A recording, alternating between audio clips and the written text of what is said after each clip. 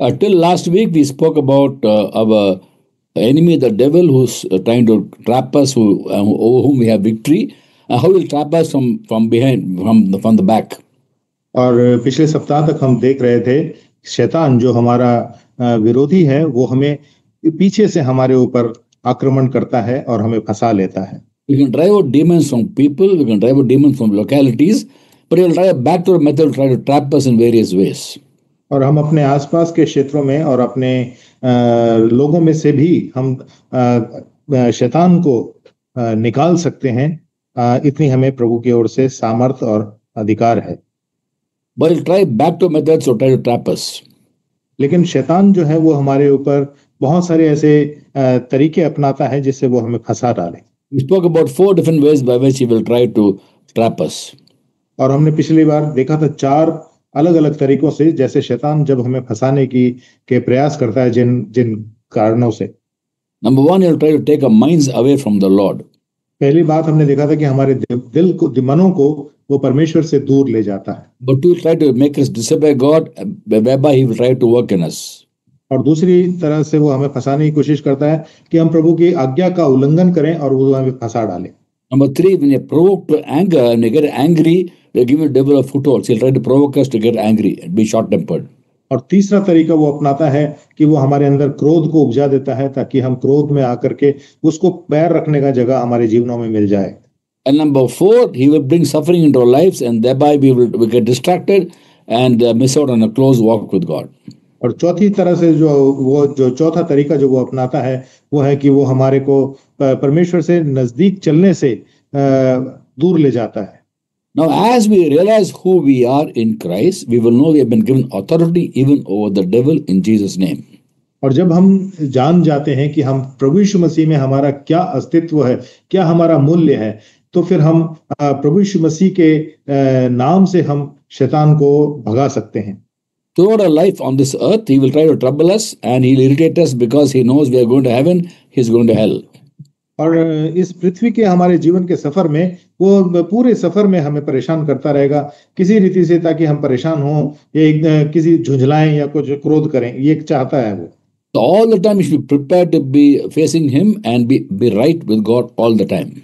लेकिन हमें हर समय तैयार रहना है कि हम उसका सामना कर सकें और प्रभु के द्वारा से सामर्थ्य पाकर उसके सामना करें. In 2 Timothy chapter 4 verse 2, Paul writes to Timothy and says, be prepared in season, out of season. और दूसरा तिमोथी 4 और उसकी दूसरी आयत में पौलुस कहते हैं कि तू वचन का प्रचार समय और असमय तैयार रहे. वचन का प्रचार कर, समय और असमय तैयार रहे. सब प्रकार की सहनशीलता और शिक्षा के साथ उलाहना दे और डांट और समझा. Preach the word, be prepared in season and out of season. Always be prepared. तो वचन का प्रचार कर और समय और असमय तैयार रहे. Now, being prepared all the time basically means being right with God all the time. और हर समय तैयार रहने का अर्थ यही है कि प्रभु के साथ खराई के साथ सिधाई के साथ चलते रहना हर समय हर परिस्थिति में. Which means a consistent walk with God. इसका अर्थ यह है कि लगातार बिना रुके निरंतर प्रभु के साथ साथ हम चलते रहें. Every one of us is called to be close to God, to walk with God. हम में से हर एक को प्रभु ने बुलाया है कि हम उनके प्रभु यीशु मसीह के हम नजदीक रहें और उनके साथ साथ निरंतर चलते रहें. In the Old Testament time, we realize there are about 613 commandments, 613 commandments in the Old Testament. और पुराने नियम में जब हम पढ़ते हैं तो हम देखते हैं कि 613 ऐसी आज्ञाएं प्रभु ने दी हैं अपने लोगों को. We think only 10 commandments are there. और उन्हीं के साथ वो 10 आज्ञाएं भी शामिल हैं. So the 10 commandments were given at Mount Horeb, Sinai. Thereafter God by many more commandments he gave them. और होरेब पर्वत के ऊपर, सिनाई पर्वत के ऊपर जो प्रभु ने 10 आज्ञाएं दी थी, उसके बाद अलग अलग समय में अलग अलग स्थानों में प्रभु ने और आज्ञाएं दी. For example, in the book of Deuteronomy 29 chapter verse 1, the Bible says he gave more commandments at Moab. He added more commandments. और प्रेम व्यवस्था विवरण 29 अध्याय और उसके पहली आयत में हम देखते हैं कि इजरायलियों से जिस वाचा को बांधने की आज्ञा यहोवा ने मूसा को मोआब के देश में दी थी, उसके ये वचन हैं. और जो वाचा उसने होरेब पर्वत पर बांधी थी, यह उससे अलग है. Now, the entire Old Testament law is summed up in 3 commandments according to Micah chapter 6 verse 8. और जो पूरी जितनी आज्ञाएं पुराने नियम में प्रभु ने दी हैं, और वो सब का निचोड़ 3 आज्ञाओं में, जो मीका 6 अध्याय और उसकी 8वीं आयत में हम Micah prophesies and says, what does God require of you? To act justly, to love mercy and to walk humbly with your God. और मीका 6 और 8 में हम पढ़ते हैं कि वहां लिखा है, हे मनुष्य, वो तुझे बता चुका है कि अच्छा क्या है, और यहोवा तुझ से इसे छोड़ और क्या चाहता है, कि तू न्याय से काम करे, कृपा से प्रीति रखे और अपने परमेश्वर के साथ नम्रता से चले. New Testament, all the commandments summed up in 2 commandments. Mark chapter 12 verse 30. और नए नियम में हम देखते हैं कि प्रभु ने सारी आज्ञाओं को 2 ही आज्ञाओं में बांट दिया है, और वो हम पढ़ते हैं मरकुस 12 अध्याय और उसकी 30 आयत में. To love God with all your heart, soul, mind and strength, number 1. Number 2, love your neighbor as yourself. और तू अपने परमेश्वर से सारे मन से और अपने सारे प्राण से और अपनी सारी बुद्धि से और अपनी सारी शक्ति से प्रेम रखना. And loving God, loving your neighbor as yourself. और दूसरी ये आज्ञा है कि अपने पड़ोसी से अपने समान प्रेम रखना. The Lord added one more commandment. और प्रभु ने इसमें एक और आज्ञा को जोड़ दिया. Love your enemies. अपने दुश्मनों से प्रेम करना. Matthew 5:44. मत्ती 5:44 में. This love is only possible when we have a close, intimate walk with God. और ये प्रेम तभी हम प्रकट कर पाएंगे जब हमारा प्रभु के साथ निकटतम संबंध है और उनके साथ निकटतम रहकर हम चल रहे हैं. We think of walking with God. We remember Enoch in the Bible. In the book of Genesis chapter 5 verse 22 it's written. और जब हम नजदीक चलने की बात हम करते हैं तो हमें हानोक जो बाइबल में एक चरित्र है उसका स्मरण आता है. वो प्रभु के साथ चलता था, जिसको हम पाते हैं उत्पत्ति 5 और 22 में. There it talks about how when he was 65 years old, he became father of Methuselah. और हानोक जो था वो मतुशेलह का पिता था, और वो उसकी अवस्था, कुल अवस्था जो थी 365 वर्ष की थी. And at the age of 65, he had a son called Methuselah, and thereafter he walked with God 300 years. और जब वो 300 वर्ष का था तब उसने अपने पुत्र को जन्म दिया, जिसका नाम मतुशेलह था, जब वो 65 वर्ष का था. Now, how did he walk with God? अब वो प्रभु के साथ कैसे चलता था? What is the secret of his life? वो उसके जीवन से दिखता है. What is the secret of his walking with God? उसके पीछे छुपा हुआ गुप्त भेद क्या था प्रभु के पीछे चलने का? Now, in the book of Hebrews chapter 11 verse 5 and 6 we find the answer. और इब्रानियों की पत्री 11 अध्याय और उसकी 5 और 6 आयत में उस गुप्त भेद को हम पाते हैं. By faith, Enoch was taken up from his life. He could not be found because God took him away. Before he was taken up, he was commended as one who pleased God. And without faith, it is impossible to please God. विश्वास ही से हनोक उठा लिया गया कि मृत्यु को न देखे, और उसका पता नहीं मिला क्योंकि परमेश्वर ने उसे उठा लिया था. और उसके उठाए जाने से पहले उसकी ये गवाही दी गई थी कि उसने परमेश्वर को प्रसन्न किया था. He walked with God consistently for 300 years. और वो 300 साल तक बिना रुके परमेश्वर के साथ निकट चलता रहा. He was able to walk with God only because he consistently pleased God. और वो सिर्फ इसीलिए प्रभु के साथ चल सका क्योंकि वो प्रभु को प्रसन्न कर रहा था. Constantly pleased God. लगातार प्रभु को प्रसन्न कर रहा था. And without faith, it is impossible to please God. और लिखा है कि विश्वास के बिना उसे प्रसन्न करना अनहोना है. And faith is the gift God gives every one of us. और विश्वास जो है ये एक वरदान है जो प्रभु हम सबको देते हैं. And is given to by the Lord Jesus Christ. और ये प्रभु यीशु मसीह के द्वारा हमें दिया जाता है. Hebrews 12:2 says, इब्रानियों 12 और 2 में लिखा है, the Lord Jesus Christ, the author and perfecter of our faith. यीशु मसीह हमारे विश्वास के कर्ता और सिद्ध करने वाले यीशु हैं. We all have a measure of faith that God has given us. और हमारे पास प्रभु का जो परिमाण है जिसके द्वारा से उन्होंने हमें विश्वास दिया है, हम सबको अलग अलग दिया है. So with faith we can please God. और हम विश्वास के द्वारा परमेश्वर को प्रसन्न कर सकते हैं. Christian life is a life of faith. मसीही जीवन जो है वो विश्वास का ही जीवन है. Romans 1:17 says, the righteous shall live by faith. They are righteous because Christ made us righteous.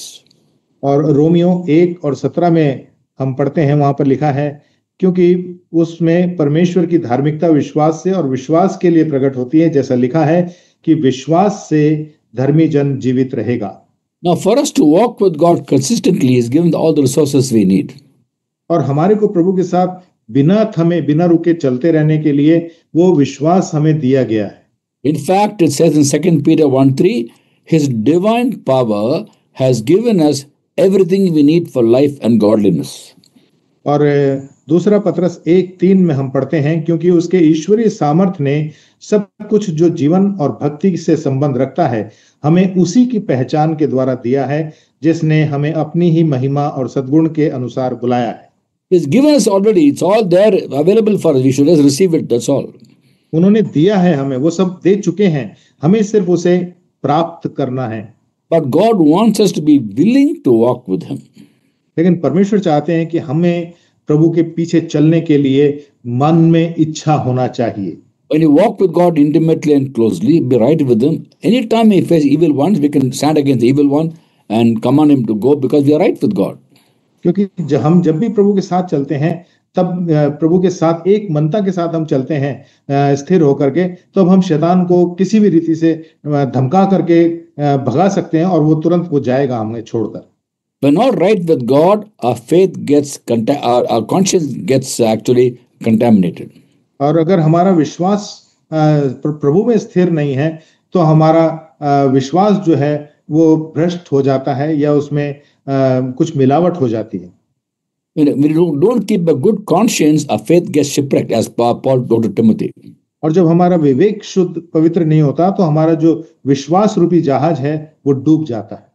To Timothy, Paul wrote in 1 Timothy chapter 1, 18-19. We can read it in Hindi. पहला तीमुथियुस उसका which chapter brother?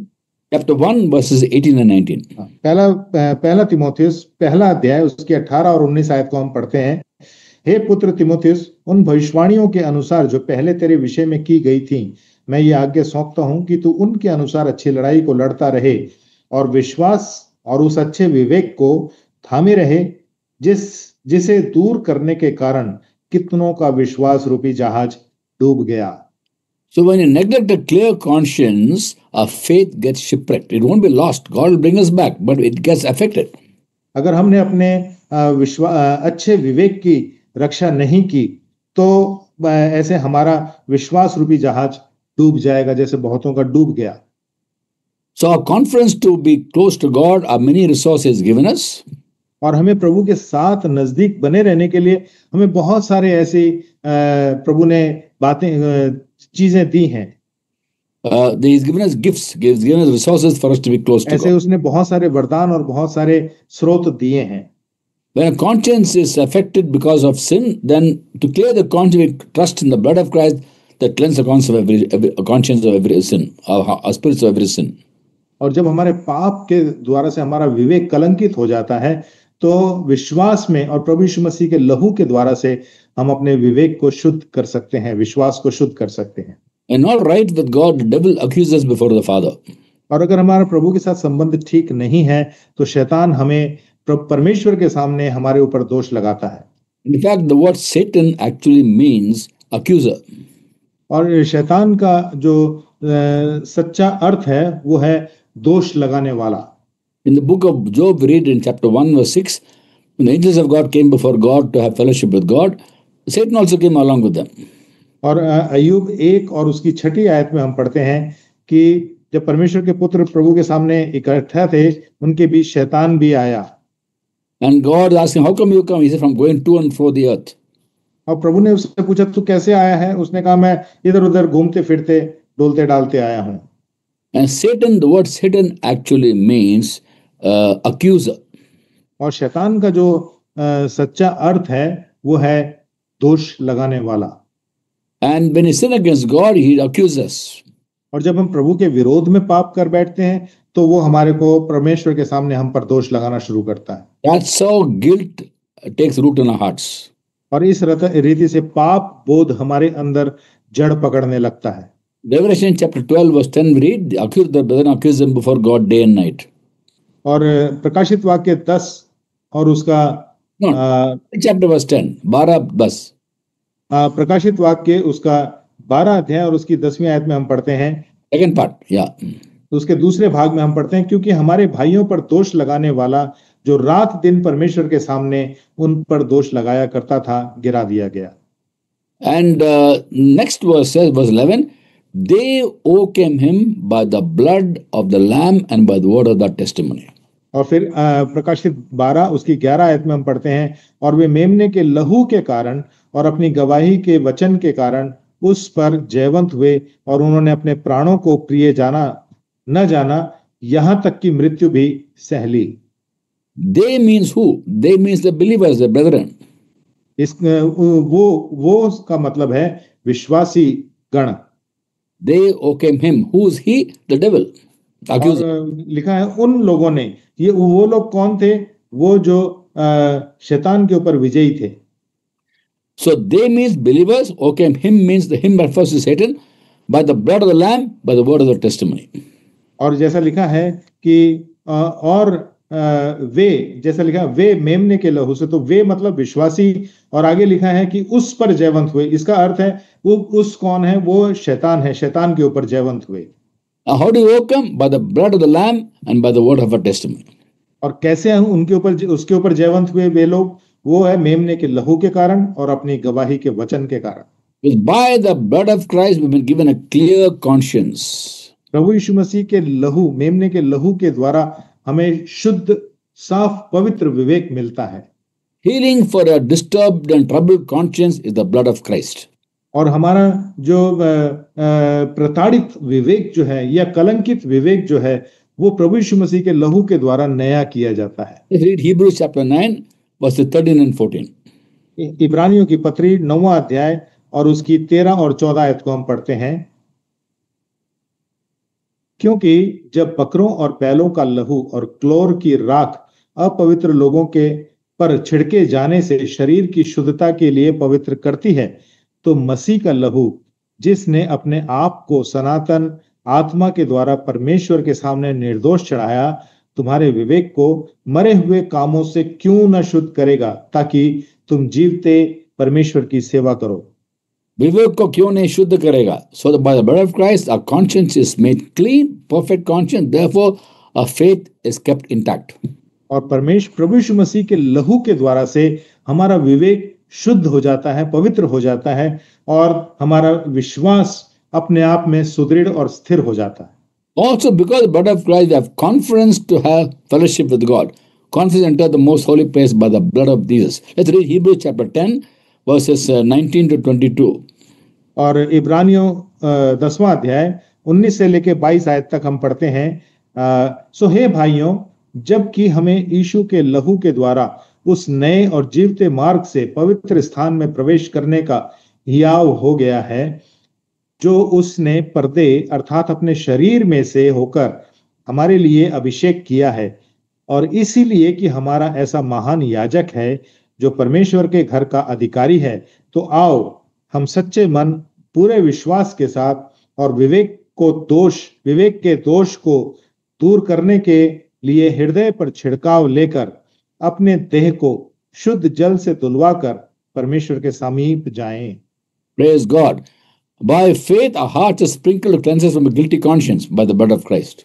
तो प्रभु की स्तुति हो कि प्रभु के लहू के द्वारा से हमारा विवेक और हमारा अंतरात्मा शुद्ध और पवित्र हो जाती है. The blood of Christ not only gives victory over the bad conscience, over guilt, or accusation, also gives us confidence to enter the most holy place by the blood of Jesus. और प्रभु यीशु मसीह के लहू के द्वारा से न सिर्फ हमारा विवेक, हमारी अंतरात्मा या फिर हमारा दोषित मन सिर्फ शुद्ध नहीं होता, बल्कि हमें हियाव हो जाता है कि हम अति पवित्र स्थान में परमेश्वर के सामने जा सकते हैं. Anytime, anywhere, any place we can approach God with freedom and confidence through the blood of Christ and in the name of Jesus. Ephesians 3:12. और इफिसियों 3:12 के आधार पर हम कभी भी किसी भी समय परमेश्वर के सामने हम जा सकते हैं. 3:12 को हम पढ़ेंगे. जिससे हमको उस पर विश्वास रखने से हियाव और भरोसे से निकट आने का अधिकार है। भरोसे से, confidence to come close to God. हमारा भरोसा प्रभु यीशु मसीह पर है।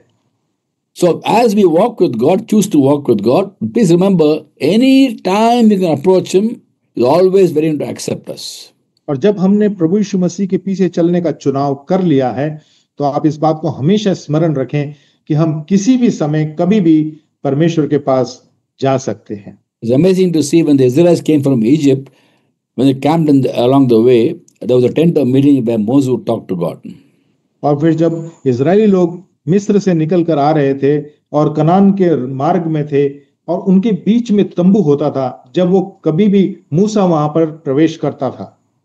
The Bible says whenever Moses went to tent of meeting, God came upon the tent in a pillar of fire or a cloud. और Night जब भी मूसा fire, daytime cloud. जब भी मूसा उस तंबू में खेमे में प्रवेश करता था, तंबू के अंदर, तो परमेश्वर का आत्मा उस तंबू के ऊपर दिन में बादल के रूप में और रात में अग्नि के खंभे के रूप में आकर टिक जाता था। He would converse with God. और फिर मूसा परमेश्वर से वार्तालाप The करता man था speaks with his friend, he would speak with God. और वो परमेश्वर से आमने सामने बात करता था, Face to face. आमने सामने बात करता था। Whenever Moses went, God came upon that place. जब मूसा उस खेमे में चला जाता था, परमेश्वर तुरंत आ जाते थे। Not the other way around. Not when God came, Moses went. ऐसा नहीं कि परमेश्वर आते थे तब मूसा अंदर जाता था, ऐसा नहीं होता था। So God is always going to talk to Moses. Whenever Moses went, God is available for him. तो परमेश्वर हमेशा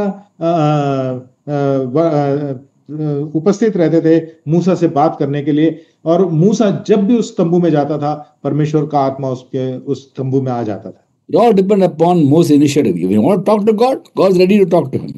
तो परमेश्वर उस बात का इंतजार करते थे कि मूसा उनसे बात करना चाहता है कि नहीं, और जब मूसा बात करना चाहता था, बात करने जाता था, परमेश्वर वहां पर आकर उससे बात करते थे। Same way, today all of us can approach God anytime, anywhere, any place through two resources: the blood of Christ, the name of Jesus.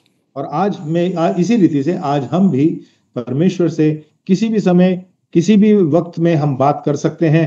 अब ये कैसे होगा? प्रभु यीशु मसीह के लहू के द्वारा से और प्रभु यीशु मसीह की सामर्थ्य के द्वारा, शुद्ध विवेक करने के द्वारा से। Whenever you sin against God, don't make the mistake of avoiding God. और जब हम पाप कर बैठते हैं परमेश्वर के विरोध में, तो हम परमेश्वर के सामने से भागना शुरू करते हैं, दूर हटना शुरू करते हैं। हमें ये नहीं करना है। Don't do that. Come back to God. हमें ऐसा नहीं करना है, हमें तुरंत परमेश्वर के पास ही लौटना है। He knows everything. वो सब जानते हैं। Remembers we are dust. The Bible says, remembers that we are dust. Psalm 103 verse 14. भजन संहिता 103 और उसके 14 में लिखा है कि उसे स्मरण रहता है कि हम मिट्टी ही हैं। हम भी स्मरण रखें। Without him we can do nothing. He knows that. और हम इस बात को, सच्चाई को जाने कि उनके बगैर हम कुछ नहीं कर पाएंगे। Go back to God. Thank him for his forgiveness. और हम तुरंत पाप करने के तुरंत बाद हम तुरंत प्रभु के पास जाएं और प्रभु को धन्यवाद दें उनके क्षमा करने के लिए। Don't face up to God. We'll have guilt in our hearts. अगर हम प्रभु से दूर भागेंगे तो हमारे मन में पाप बोध बना रहेगा। Now, people sometimes ask me, Christ died 2000 years ago. I'm sinning today. How come today's sin be removed 2000 years ago? और कुछ लोग भाई से ऐसा प्रश्न पूछते हैं कि पाप तो मैं आज कर रहा हूँ, प्रभु यीशु मसीह 2000 साल पहले मर के जी उठे हैं, लेकिन प्रभु ने जो 2000 साल पहले बलिदान किया, वो आज मेरे पाप को कैसे शुद्ध कर सकता है? But we find the answer in the book of Hebrews, chapter 7, verse 25. इब्रानियों 7 और 25 में इसका उत्तर हम पाते हैं।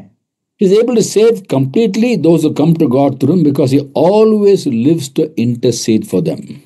और लिखा है, इसीलिए जो उसके द्वारा परमेश्वर के पास आते हैं, वह उनका पूरा पूरा उद्धार कर सकता है, क्योंकि वह उनके लिए विनती करने को सर्वदा जीवित है। उसके द्वारा परमेश्वर के पास आते हैं।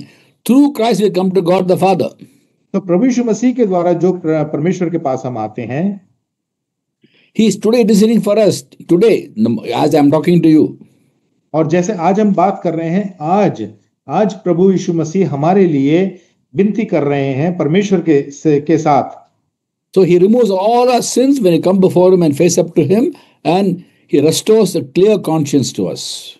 और जब हम प्रभु यीशु मसीह के पास आते हैं, परमेश्वर के पास आते हैं, प्रभु यीशु मसीह के द्वारा वो हमारे सारे पाप के जो सारी दोष हैं उसको वो दूर करके हमें परमेश्वर पिता के सामने पवित्र प्रकट करते हैं। You can choose to come to God anytime and pour out our hearts to Him, our successes, our failures, our saying no to sin and yielding to sin, confess everything to the Lord and be right with God. हम कभी भी परमेश्वर के पास आ सकते हैं और अपने पापों को मान से अंगीकार कर सकते हैं और वो हमारे पापों को क्षमा करते हैं और हमें विवेक को शुद्ध विवेक प्रदान करते हैं। And believing that sins are forgiven is by faith in God's word, simply by faith. और जब प्रभु यीशु मसीह के वचन के पर विश्वास करने के द्वारा से हमारा विश्वास है कि हमारे सारे पाप क्षमा हो जाते हैं। In the Old Testament time, every prophet prophesied about how those who believe in the Lord Jesus Christ will be, their sins are forgiven. और पुराने नियम में हम देखते हैं कि हर एक भविष्यवक्ता ने यही प्रचार किया कि जो कोई परमेश्वर के पास अपने बलिदान लेकर के गया उसके पाप शुद्ध हो गए। Those who believe in Christ, their sins are forgiven. जो प्रभु यीशु मसीह पर विश्वास करते हैं उनका पाप क्षमा किया जाता है। God Peter testified before the house of Cornelius in Acts 10:43. और प्रेरितों के काम 10:43 में हम देखते हैं कि पतरस ने इस बात की गवाही दिया। हम पढ़ते हैं 43 वर्ष को, उसकी सब भविष्यवक्ता गवाही देते हैं कि जो कोई उस पर विश्वास करेगा उसको उसके नाम के द्वारा पापों की क्षमा मिलेगी। नाम के द्वारा पापों की क्षमा। So in His name there's forgiveness of sin. So let's thank God for the forgiveness and never allow guilt to take root in your heart. और प्रभु यीशु मसीह के नाम के द्वारा हमें क्षमा मिलती है, तो हम प्रभु यीशु मसीह के नाम को धन्यवाद दें और उसके द्वारा से हमें क्षमा मिलेगी। Thereafter ask Him faith to be able to please the Lord all the time. और इसलिए हमें प्रभु से मांगना है कि हे प्रभु हमारे विश्वास को बढ़ा ताकि हम आपके द्वारा से हमेशा क्षमा प्राप्त कर सकें।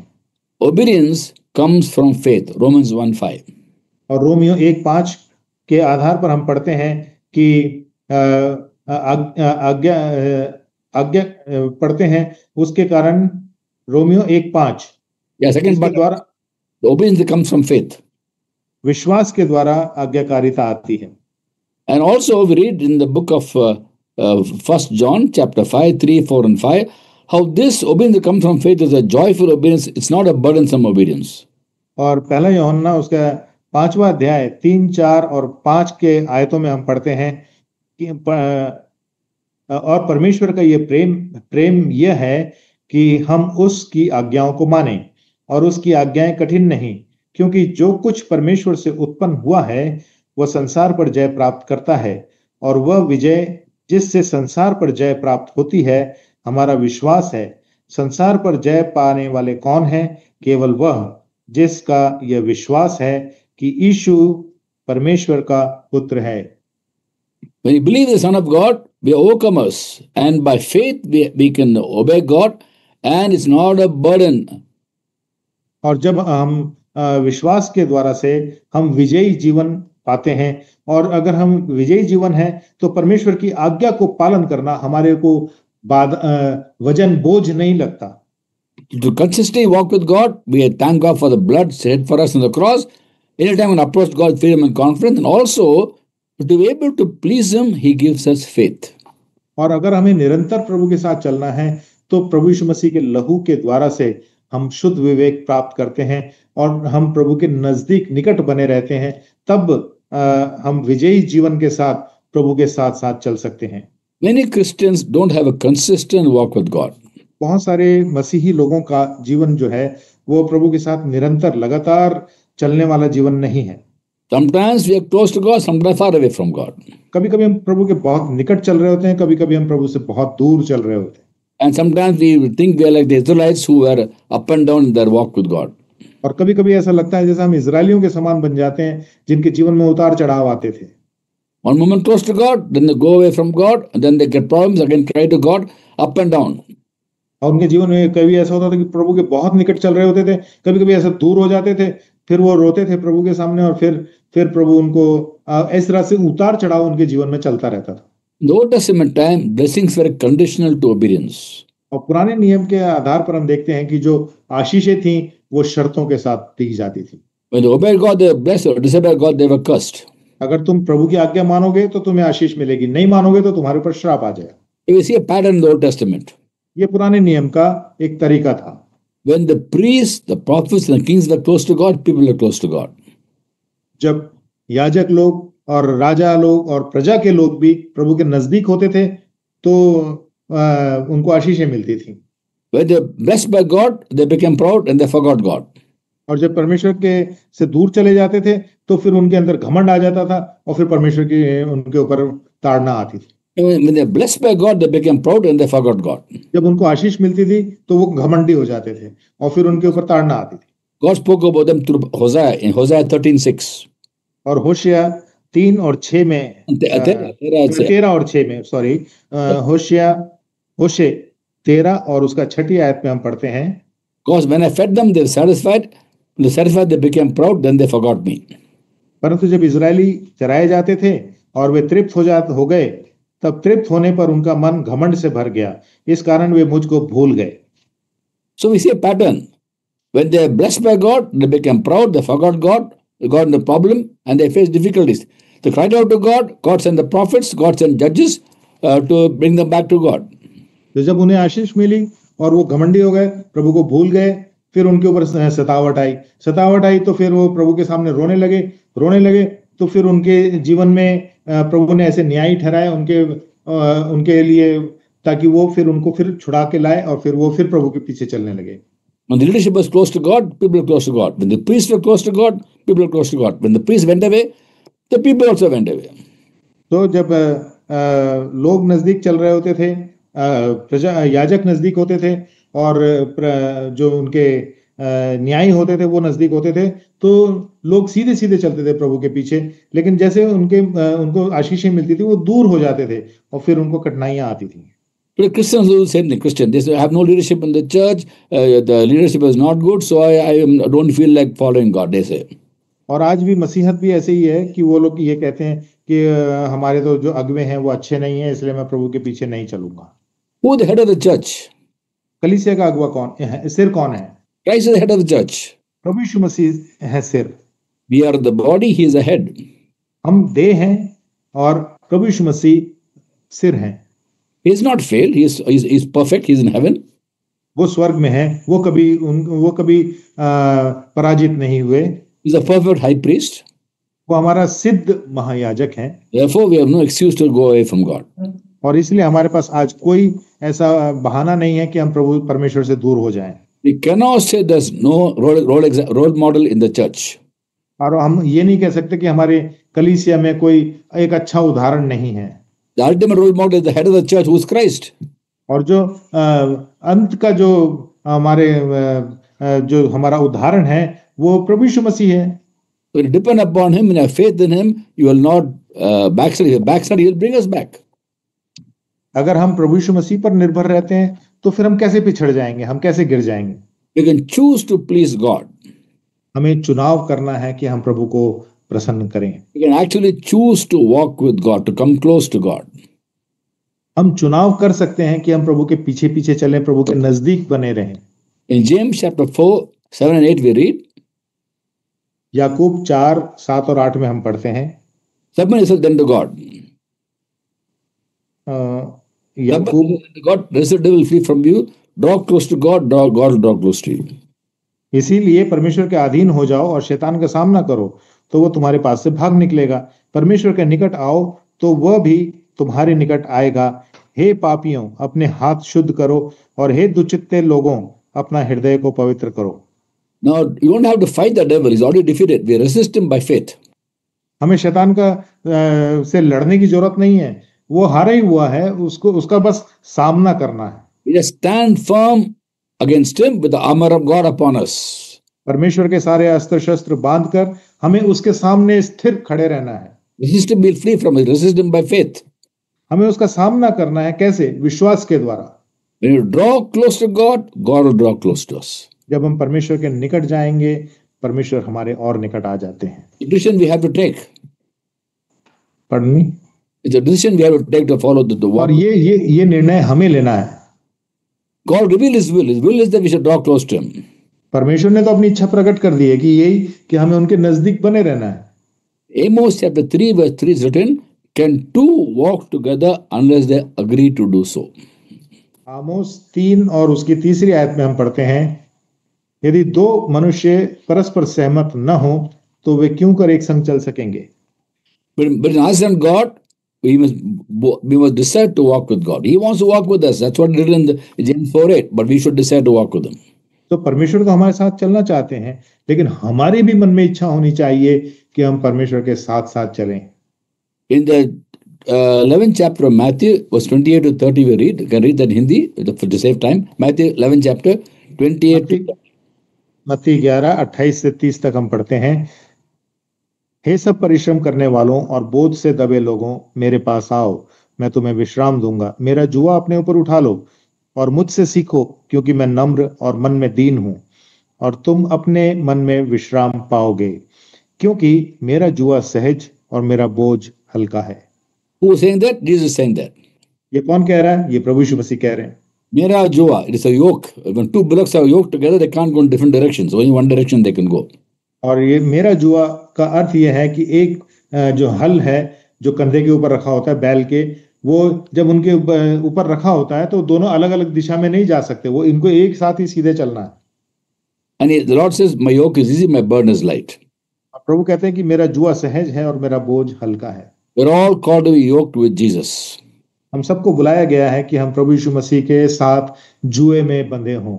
Walk with him intimately and closely and go where he leads us. We'll find rest for our souls. प्रभु के साथ चलें, प्रभु के साथ के जुए में बंधे रहें, ताकि जहां वो चले हम भी उसके साथ चलें और उसके नजदीक हम बने रहें। Next week I'll carry on the same topic. Today I spoke on two resources, blood of Christ and faith, to walk with God. Next week I'll speak on some more resources. All of us can consistently walk with God, not up and down, and throughout our lives be close to him. और आज हमने दो साधनों के ऊपर देखा कि हम प्रभु के पास कैसे चल सकते हैं, प्रभु के लहू के द्वारा और प्रभु के प्रेम लहू और विश्वास के द्वारा हम प्रभु के साथ चल सकते हैं। और अगली बार हम देखेंगे कि और जो प्रभु ने ऐसे साधन हमें दिए हैं उनके साथ नजदीक चलने के लिए।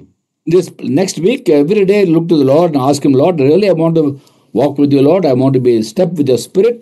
Help me have a consistent walk with you. It's your desire, your prayer. Talk to him and tell him that he'll definitely. और भाई कहते हैं कि इस सप्ताह आप हर दिन प्रार्थना करते रहें कि हे प्रभु, मैं आपके नजदीक चलना या चलना चाहता हूं या चलना चाहती हूं, तो आप प्रभु मुझे सिखाएं, मुझे आपके साथ निरंतर लगातार बिना रुके आपके साथ साथ चलने के लिए आप सहायता करें।